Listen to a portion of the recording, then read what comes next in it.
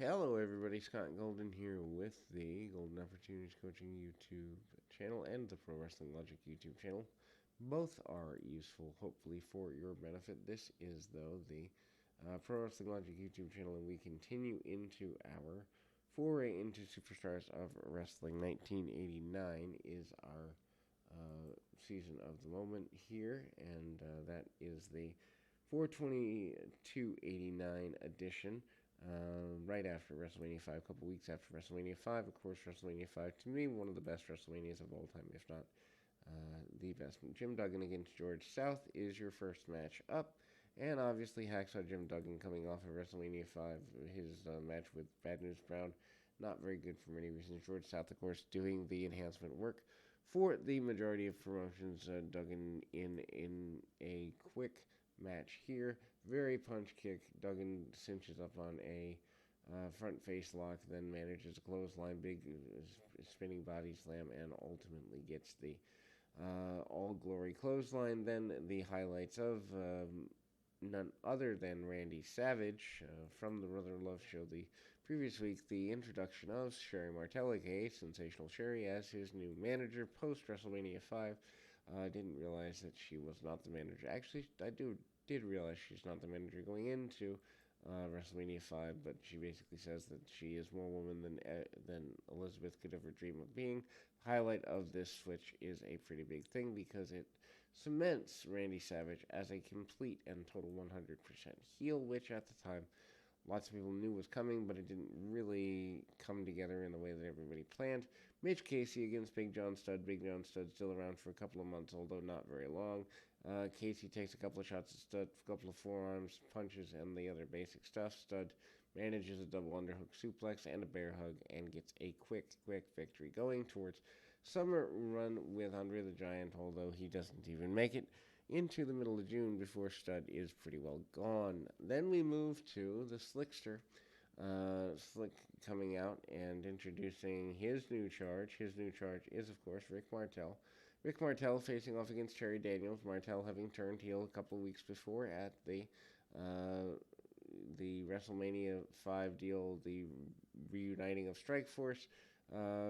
Martel does a cartwheel, still wearing the Strikeforce tights of all things, and hits a gut wrench suplex among other things, including but not limited to the Boston Crab. Then we go to, after the submission victory, we go to the event center for local area promos with Sean Mooney.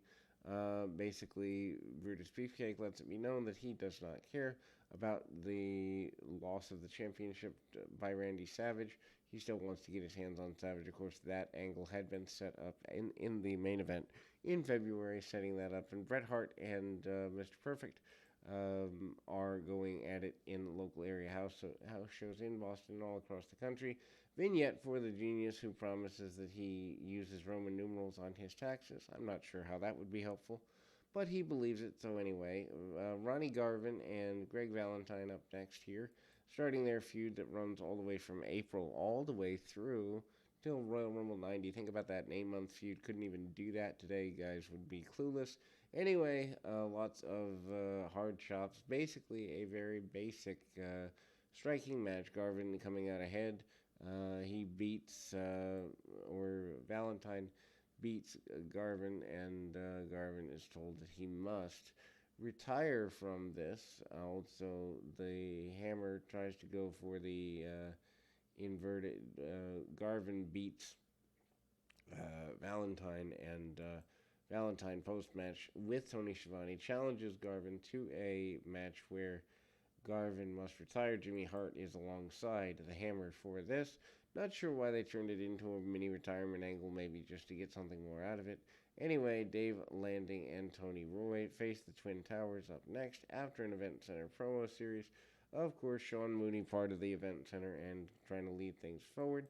Rockers and the Twin Towers still going afterwards, but also the eventual promise with a green screen that has no graphic on it. The eventual promise is that the Twin Towers will face Demolition as well. Twin Towers in the next match, though, pretty basic. Also, the return of Superfly Jimmy Snuka. Superfly is coming, is what we are told. Just a couple months after his return at the couple of weeks rather, a return at the WrestleMania 5 deal.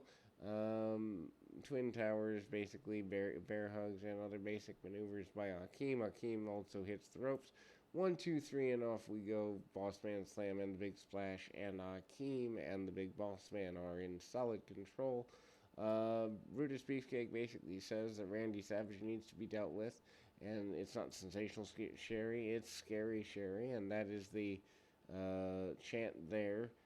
If you've never seen it before, this is the angle where, in fact, Randy Savage clobbers Beefcake from behind and lays Beefcake out, thus leading to the cutting, at least partially, of the hair of Brutus Beefcake. Beefcake laid out, and ultimately that's a pretty big deal here. Bret Hart and Chris Duffy is up next. Hart is, pretty basic deal here.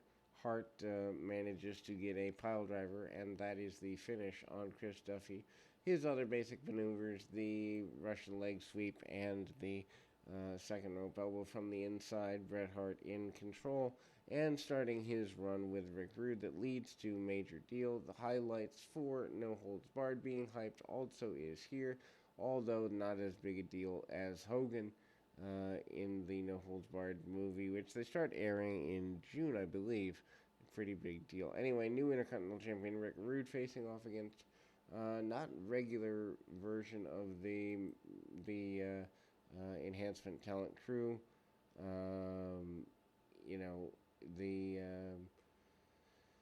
Paul Smith. Rude hits a couple of forearms. Rude Awakening, 1, 2, 3, and off we go. Then we go. It's a pretty basic run here, and we will be back with more right after this.